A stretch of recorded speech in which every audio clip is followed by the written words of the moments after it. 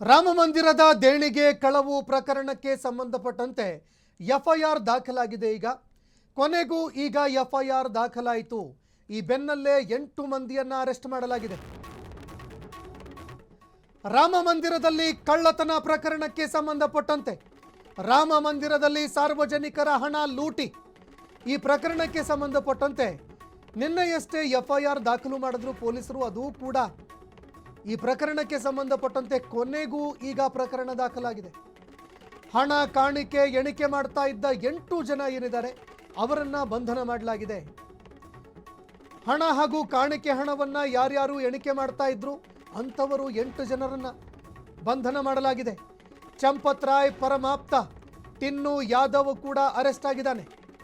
Avinash Shukla, ಅನುಕಲ್ಪ Mishra, Manish Yadav, Ramshankar Mishra, Ramshankar Yadav, Subhash Chandra, Karunesh Pandey arrest ಆಗಿದ್ದಾರೆ. 8 ಜನ arrest ಆಗಿದ್ದಾರೆ. ಈವರೆಗೆ ಹಾಗೇ ಇಲ್ಲ ರೀ, ನಾವು ಇದ್ರ ಬಗ್ಗೆ ತನಿಖೆ ಮಾಡ್ತೀವಿ, ಎಲ್ಲೂ ಕೂಡ ನಮಗೆ ಆ ರೀತಿಯಾಗಿ ದುಡ್ಡು ಕಳ್ಳತನ ಮಾಡಿರುವಂಥದ್ದು, ಲೂಟಿ ಮಾಡಿರುವಂಥದ್ದು, ಅದು ಕೂಡ ರಾಮ ಮಂದಿರದಲ್ಲಿ ನಾವೆಲ್ಲೋ ಕೇಳ್ತಾ ಇದ್ವಿ. ಇತಿಹಾಸದಲ್ಲಿ ಹಿಂದೆ ರಾಜರಿದ್ರಂತೆ, ಲೂಟಿಕೋರರು ಬಂದ್ರಂತೆ, ನಮ್ಮ ದೇಶದ ಸೋಮನಾಥ ಮಂದಿರದಿಂದ ಹಿಡಿದು ಅನೇಕ ಮಂದಿರಗಳನ್ನು ಲೂಟಿ ಮಾಡಿದ್ರು. ಖಿಲ್ಜಿ ಆಗಿರಬಹುದು, ಇನ್ನು ಅನೇಕ ಲೀಡರ್ ಆ ರೀತಿಯಾದಂತಹ ಒಬ್ಬ ರಾಜರು ಲೂಟಿ ಹೊಡೆದು ಹೋಗಿದ್ರು ನಮ್ಮ ಮಂದಿರಗಳನ್ನು.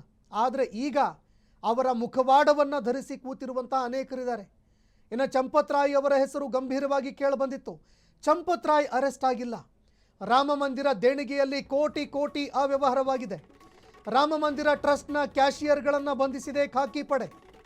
ಅಯೋಧ್ಯೆ ರಾಮ ಜನ್ಮಭೂಮಿ ಠಾಣೆಯಲ್ಲಿ ಎಫ್ಐಆರ್ ದಾಖಲಾಗಿದೆ. ಈಗ ಬಿಎನ್ಎಸ್ ಕಾಯ್ದೆ ಸೆಕ್ಷನ್ 306, 316, 5, 317 ಅಡಿಯಲ್ಲಿ ಎಫ್ಐಆರ್ ದಾಖಲಿಸಿಕೊಂಡು ಈಗ ತನಿಖೆಗೆ ಮುಂದಾಗ್ತಾ ಇದ್ದಾರೆ.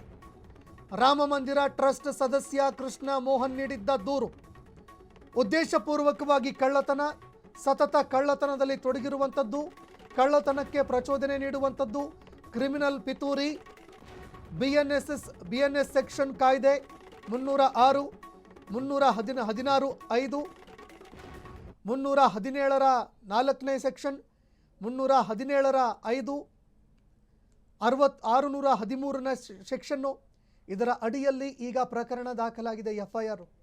ಎಫ್ಐಆರ್ ದಾಖಲು ಮಾಡಿಕೊಂಡು ಪೊಲೀಸ್ ಅಧಿಕಾರಿಗಳು ತನಿಖೆಗೆ ಮುಂದಾಗ್ತಾ ಇದ್ದಾರೆ. SIT ಕೂಡ ರಚನೆಯಾಗಿದೆ. ನೋಡಿ, ಇದರಲ್ಲಿ ಚಂಪತ್ ರಾಯ್ ಅವರ ಹೆಸರು ಗಂಭೀರವಾಗಿ ಕೇಳಿಬರ್ತಾ ಇತ್ತು. ಚಂಪತ್ ರಾಯ್ ಅವರು ಮಹಾಸಚಿವರಾಗಿದ್ದರು, ರಾಮ ಮಂದಿರ ಟ್ರಸ್ಟ್ನ ಅಧ್ಯಕ್ಷರು ಕೂಡ ಆಗಿದ್ದರು. ಆದರೆ ಅವರ ಗಮನಕ್ಕೆ ಬರದೆ ಈ ರೀತಿ ಯಾಕಾಯಿತು, ಈ ರೀತಿ ಹೇಗಾಯಿತು ಅನ್ನೋ ಗಂಭೀರ ಆರೋಪಗಳು ಕೇಳಿಬರ್ತಾ ಇದೆ. ಕೇವಲ ಗುಬ್ಬಿ ಮೇಲೆ ಬ್ರಹ್ಮಾಸ್ತ್ರ, ತುಂಬ ದೊಡ್ಡವರನ್ನ ರಕ್ಷಣೆ ಮಾಡೋ ಪ್ರಕ್ರಿಯೆ ನಡೀತಾ ಇದೆ ಅಂತ ಖುದ್ದು BJP ಸಂಸದ ಇದಕ್ಕೆ ಸಂಬಂಧಪಟ್ಟಂತೆ ಗಂಭೀರ ಆರೋಪ ಮಾಡಿದ್ರು. ಬ್ರಿಜ್ಭೂಷಣ್ ಶರಣ್ ಸಿಂಗ್ ಅವರು ಹೇಳಿದ್ರು, ನಾನು ಹೆಸರು ಹೇಳೋದಕ್ಕಾಗಲ್ಲ, ಎಷ್ಟು ದೊಡ್ಡ ವ್ಯಕ್ತಿಗಳಿದ್ದಾರೆ ಅಂತಂದರೆ ಮುಗಿಸಾಕ್ಬಿಡ್ತಾರೆ, ನನ್ನ ಜೀವಂತವಾಗಿಯೂ ಉಳಿಸೋದಿಲ್ಲ ಅಂತ ಗಂಭೀರ ಆರೋಪ ಮಾಡಿದ್ರು. ಟ್ರಸ್ಟ್ನ ಪ್ರಧಾನ ಕಾರ್ಯದರ್ಶಿ ಚಂಪತ್ ರಾಯ್ ರಾಜೀನಾಮೆ ಕೊಟ್ಟಿದ್ದಾರೆ. ರಾಮ ಮಂದಿರ ದೇಣಿಗೆಯಲ್ಲಿ ಭ್ರಷ್ಟಾಚಾರ ಸಂಬಂಧ ತಲೆದಂಡ ಆಗಿದೆ. ಈಗ ರಾಮ ಜನ್ಮಭೂಮಿ ತೀರ್ಥ ಕ್ಷೇತ್ರ ಟ್ರಸ್ಟ್ನ ಪ್ರಧಾನ ಕಾರ್ಯದರ್ಶಿ ಚಂಪತ್ ರಾಯ್ ರಾಜೀನಾಮೆ ನೀಡಬೇಕು ಅಂತ ಟ್ರಸ್ಟ್ ಸೂಚನೆ ಕೊಟ್ಟಿತ್ತು. ಟ್ರಸ್ಟ್ ಸೂಚನೆ ಬೆನ್ನಲ್ಲೇ ತಮ್ಮ ಸ್ಥಾನಕ್ಕೆ ಚಂಪತ್ ರಾಯ್ ರಿಸೈನ್ ಮಾಡಿದ್ದಾರೆ. ವಿದೇಶಗಳಲ್ಲಿ ಭಾರೀ ಆಕ್ರೋಶಕ್ಕೆ ಕಾರಣ ಆಗಿದೆ ಈ ಹಗರಣ. ಅನೇಕರು ದೇಣಿಗೆ ಕೊಟ್ಟಿದ್ದಾರೆ, 1-2 ರೂಪಾಯಿ ಎಲ್ಲ, ಕೋಟಿ ದೇಣಿಗೆ ಕೊಟ್ಟಿದ್ದಾರೆ. ಅದೇ ದೇಣಿಗೆ ದುಡ್ಡಲ್ಲಿ ಕಳ್ಳತನ ಆಗುತ್ತೆ ಅಂತಂದರೆ ತುಂಬ ಗಂಭೀರ ಪ್ರಕರಣ. ಯಾವ ರಾಮ ಮಂದಿರ ಮರ್ಯಾದಾ ಪುರುಷೋತ್ತಮ ಎಲ್ಲರಿಗೂ ಮಾದರಿಯಾಗಬೇಕಾಗಿತ್ತು, ಅದೇ ಮರ್ಯಾದಾ ಪುರುಷೋತ್ತಮನ ದೇವಸ್ಥಾನದಲ್ಲೇ ಕಳ್ಳತನ ಮಾಡಿರುವಂತಹ ಪ್ರಕರಣ ಅಂತಾರಾಷ್ಟ್ರೀಯ ಮಟ್ಟದಲ್ಲಿ ಈ ವಿಚಾರ ಚರ್ಚೆ ಆಗ್ತಾ ಇದೆ. ಭಾರತ ದೇಶದ ಅಸ್ಮಿತೆಯಾಗಿರೋ ರಾಮ ಮಂದಿರದಲ್ಲೇ ಕಳ್ಳತನ ಮಾಡ್ತಾರೆ ಅಂತಂದರೆ ಎಂಥ ನೀಚರು, ಎಂಥ ದುಷ್ಟರು, ಎಂತಹ ಕೀಚಕರು ಇರಬಹುದು ಇವರು ಅಂತ ತೀವ್ರವಾಗಿ ಆಕ್ರೋಶ ವ್ಯಕ್ತವಾಗ್ತಾ ಇದೆ. ಇನ್ನು ಚಂಪತ್ ರಾಯ್ ಅವರ ಬಂಧನ ಯಾಕಿಲ್ಲ ಅನ್ನೋ ಪ್ರಶ್ನೆಗಳು ಕೂಡ ಈಗ ಎದುರಾಗ್ತಾ ಇರುವಂಥದ್ದು. ಇದರ ಜೊತೆಗೆ ತುಂಬ ದೊಡ್ಡವರು, ಪ್ರಭಾವಿಗಳು ಇದ್ದಾರೆ ಅಂತ ಆರೋಪಗಳು ಕೇಳಿಬಂದಿತ್ತು.